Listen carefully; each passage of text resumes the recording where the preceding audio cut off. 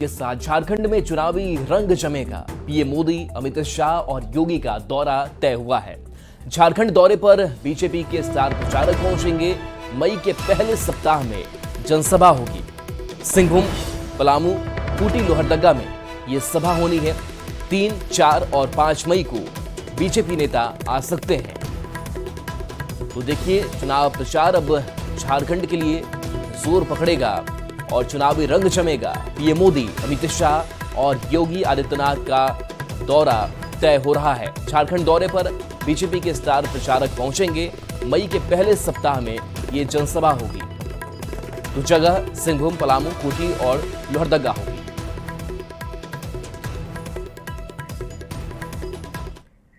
PM Narendra Modi मई के पहले सप्ताह में झारखंड में चुनावी सभा करेंगे। इसकी तिथि जल्द तय ही हो जाएगी। बीजेपी सूत्रों के मुताबिक पीएम की पहली चुनावी सभा सिंहभूम लोकसभा क्षेत्र में होगी। वो सिंहभूम की बीजेपी उम्मीदवार गीता कोड़ा के पक्ष में चुनाव प्रचार करेंगे।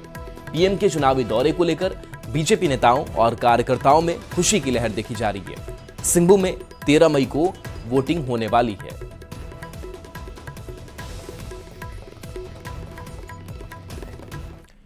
रांची लोकसभा सीट से बीजेपी उम्मीदवार संजय सेठ 2 मई को नामांकन दाखिल करेंगे। इस नामांकन में उत्तराखंड के मुख्यमंत्री पुष्कर सिंह धामी भी मौजूद रहेंगे। संजय सेठ ने कहा कि ये नामांकन ऐतिहासिक होने वाला है। देखिए, 2 मई को हम नामांकन करने जा रहे हैं। विष्णु भगवान का दिन है, माँ बगलामुखी का दिन है और मोराबादी मैदान से हम सब रोड शो करते हुए डीसी कार्यालय समाहरणालय तक जाके नामांकन करेंगे।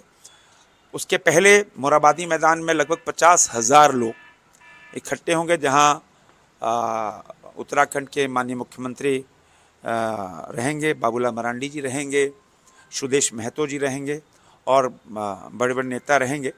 तो वहां आधे घंटे का संबोधन होगा और उसके बाद रोड शो करते हुए हम सब डीसी समाहरणालय जाएंगे, फिर नामांकन करेंगे। राहुल गांधी के बयान पर एक बार फिर से देश में सियासी घमासान छिड़ गया है। बीजेपी राहुल गांधी पर हमलावर हो गई है। बीजेपी सांसद संजय सेठ ने कहा कि राहुल गांधी को कोई सीरियस नहीं लेता है। तो राहुल गांधी के बचाव में कांग्रेस प्रवक्ता ने कहा कि यह बयान किसी को अपमान करने के लिए नहीं दिया गया है और ये बयान सामंतवादियों के खिलाफ है। बता दें कि राहुल गांधी ने अपने एक बयान में कहा था कि जब राजा महाराजाओं का राज था, जो भी वो चाहते थे कर लेते थे। किसी की जमीन चाहिए होती थी तो वो उसे उठा कर ले जाते थे। राहुल गांधी को कोई सीरियस लेता नहीं। आज उनके मुख्यमंत्री जेएमएम के किन्होंने झारखंड में सेना की जमीन लूटी, किन्होंने आदिवासियों की जमीन लूटी, किन्होंने बालू और गिट्टी और कोयला की लूट की, किन्होंने की? इन्हीं के मुख्यमंत्री ना, इन्हीं गठबंधन के साथी ना। और राहुल गांधी तो हम क्या कह सकते हैं, देश भर में कांग्रेस 25 सीट से ऊपर नहीं बढ़ेगी। देश की जनता भैया देख रही है, जिसने राम को नकारा, देश उनको नकार कर जमर जब्त कराएगी। उन बयानों के पीछे मकसद किसी का अपमान नहीं है, बल्कि बयानों के पीछे का मकसद यह है कि जिस प्रकार सामंतवाद इस देश को लूटने का काम किया है और स्वाभाविक तौर पे कांग्रेस आजादी की लड़ाई में अग्रणीय भूमिका निभाई है। झारखंड में 14 में से ज्यादातर सीटों पर एनडीए और इंडी गठबंधन आमने सामने है। कुछ सीटों पर जरूर बागी उम्मीदवार त्रिकोणीय मुकाबले की तस्वीर बना रहे हैं। ऐसे में बीजेपी के सामने पिछले बार के प्रदर्शन को दोहराने की बड़ी चुनौती है। रिपोर्ट देखिए।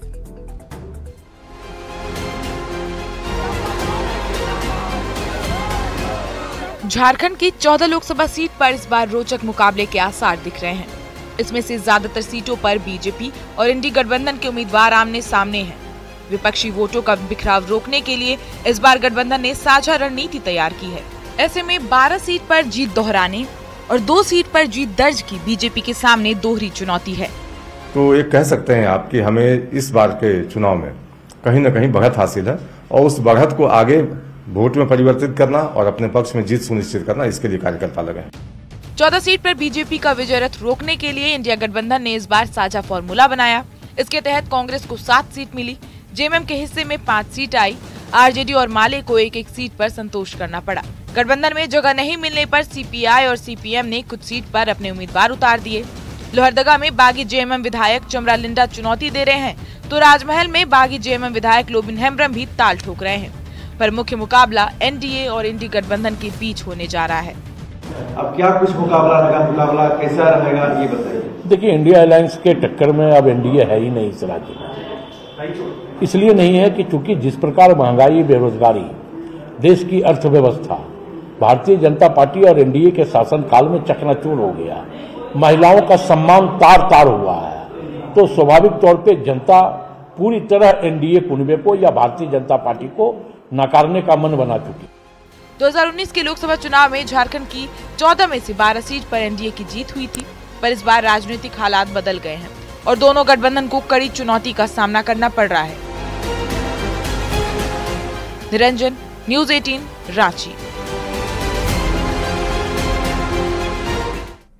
झारखंड में इंडी गठबंधन एक दो नहीं बल्कि कई फाड़ में बढ़ता नजर आ रहा है। कई नेता अपने ही दल से बागी होकर जेएमएम और कांग्रेस की मुश्किलें बढ़ा रहे हैं, तो वहीं दूसरी जमात उन नेताओं की है जो उम्मीदवारों के चयन से खुश नहीं है और वो पार्टी आला कमान से उम्मीदवारों के नाम बदलने की मांग कर रहे हैं। हालांकि इस खींचतान पर कांग्रेस, आरजेडी और जेएमएम के नेता सफाई देने में लगे हैं, लेकिन बीजेपी का कहना है कि महागठबंधन खंड खंड गठबंधन हो चुका है।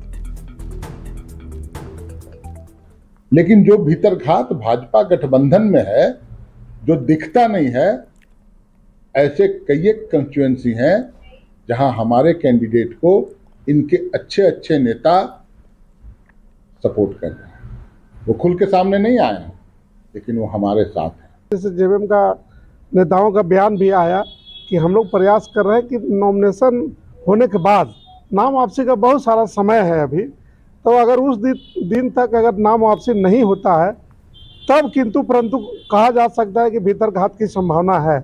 इसके बावजूद महागठबंधन तटस्थ है, मजबूत है। किसी भी पार्टी के अंदर भीतरघात से मुझे लगता है कि एनडीए गठबंधन को कोई लेना देना नहीं है। माननीय सुदेश कुमार महतो जी का हमेशा ये कहना रहता है कि सबसे पहले जो इंडिया गठबंधन है वो ये बताए कि उनका प्राइम मिनिस्टर का चेहरा कौन है। नहीं, देखिए, तमाम चीजें कांग्रेस नेतृत्व के संज्ञान में है और हमें लगता है कि कहीं कोई ज्यादा परेशानी की आवश्यकता नहीं होगी किसी को, क्योंकि सारे लोग पार्टी के कार्यकर्ता हैं। देखिए, ये तो होना ही था। जिस तरीके का इनका गठबंधन बिना किसी नीति सिद्धांत के बना है, तो ये तो आपस में होना ही था। अब 5-6 जगह इनके उम्मीदवार ही अपने सहयोगी दल के खिलाफ बगावत किए हुए हैं। कई जगह तो इनके पार्टी के विधायक ने भी जो है विद्रोह का झंडा बुलंद कर लिया है। तो हमारा मानना है कि गठबंधन पूरे तरीके से झारखंड में खंड खंड हो गया है। गांडे उपचुनाव को लेकर सत्ता पक्ष और विपक्ष में घमासान मचा हुआ है। जेएमएम उम्मीदवार कल्पना सोरेन 29 अप्रैल को नामांकन करने वाली हैं, पर जेएमएम के बागी नेता ने चुनाव लड़ने का ऐलान करके उनकी मुश्किल बढ़ा दी है।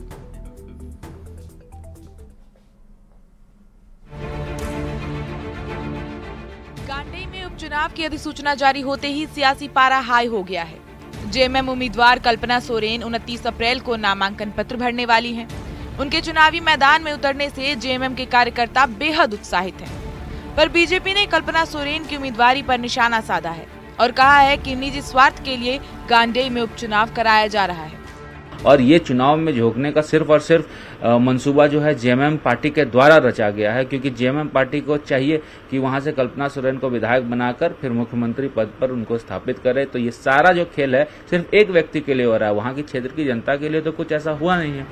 गांडे में कल्पना सोरेन को बीजेपी की ओर से दिलीप वर्मा चुनौती दे रहे हैं। जेएमएम के जिला यूथ उपाध्यक्ष फरदीन इम्तियाज ने भी उपचुनाव लड़ने का ऐलान करके जेएमएम के लिए मुश्किलें खड़ी कर दी हैं। फरदीन इम्तियाज जेएमएम सांसद सरफराज अहमद के भतीजे भी हैं। उनके मैदान में आने से गांडे में त्रिकोणीय मुकाबले की तस्वीर बन रही है। कुछ दिक्कत आएगी?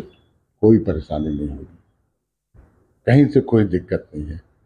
अब देखिए, ये सोचना कि हम किसी भी तरह, देखिए ये इसको मैं विरोधियों की साजिश मानता हूँ, लेकिन उससे कोई फर्क नहीं पड़ता।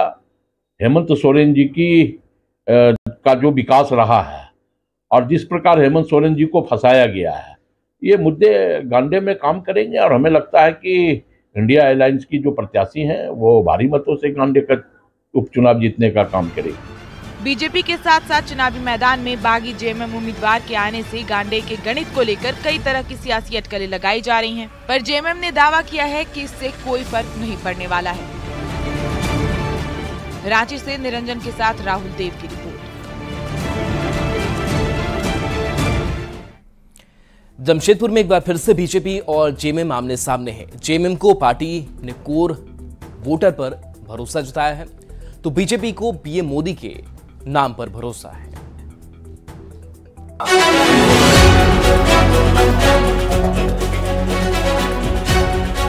जमशेदपुर में जीत की हैट्रिक लगाने के लिए बीजेपी ने पूरा दम लगा दिया है। बीजेपी उम्मीदवार विद्युत वरण महतो ने कार्यकर्ताओं के साथ बैठक की और तीसरी जीत के लिए साझा चुनाव प्रचार अभियान चलाने पर चर्चा की। साथ ही अपने कार्यकाल की उपलब्धियां गिनाते हुए गांव-गांव में जोर शोर के साथ जनसंपर्क अभियान चलाने पर जोर दिया।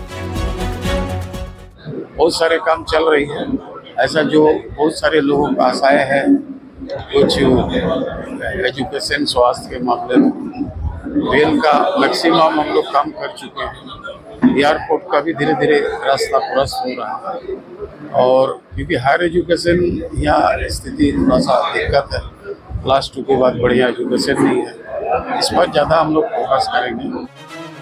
जमशेदपुर में अब तक 16 बार लोकसभा चुनाव हुए, इसमें से 4 बार कांग्रेस जीती, 3 बार बाजी जेएमएम के हाथ रही।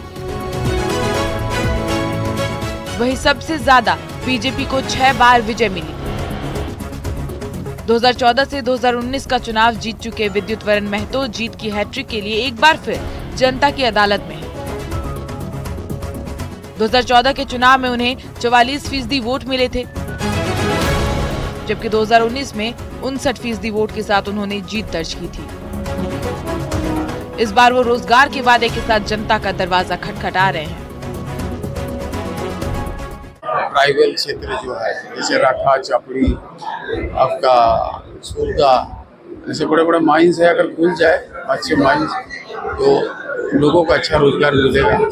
तो मेरा फोकस जो है रोजगार में भी रहेगा, उद्योग में भी रहेगा और एयरपोर्ट में भी रहेगा।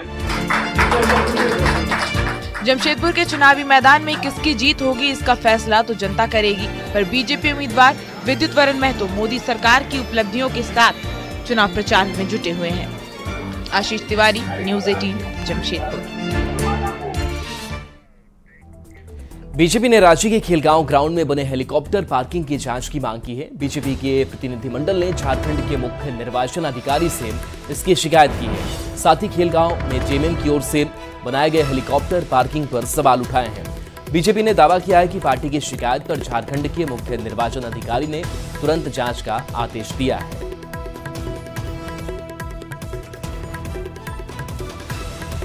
हम लोग को है कि खेलगांव मैदान में बाकायदा पार्किंग हो रहा है एयरपोर्ट हेलीकॉप्टर का, और उस हेलीकॉप्टर से लोग जा रहे हैं, आ रहे हैं उस पार्टी के लोग। अब उसमें से क्या ले जा रहे हैं, क्या ला रहे हैं, और कोई सुरक्षा का कोई चेक करने वाला नहीं है, ना कोई वहाँ सीआईएसएफ का टुकड़ी है, ना कोई जांच कर रहा है, ना कोई कुछ कर रहा है।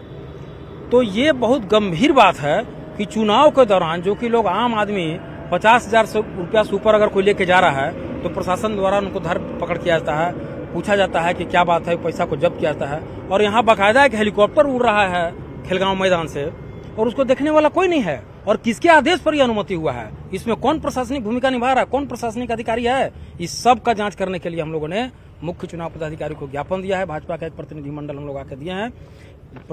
सीईओ साहब ने, मुख्य चुनाव पदाधिकारी ने तुरंत के तुरंत अभी के अभी जांच के आदेश दिए हैं। ब्रेक का वक्त हो चला है, जल्द वापस आते हैं।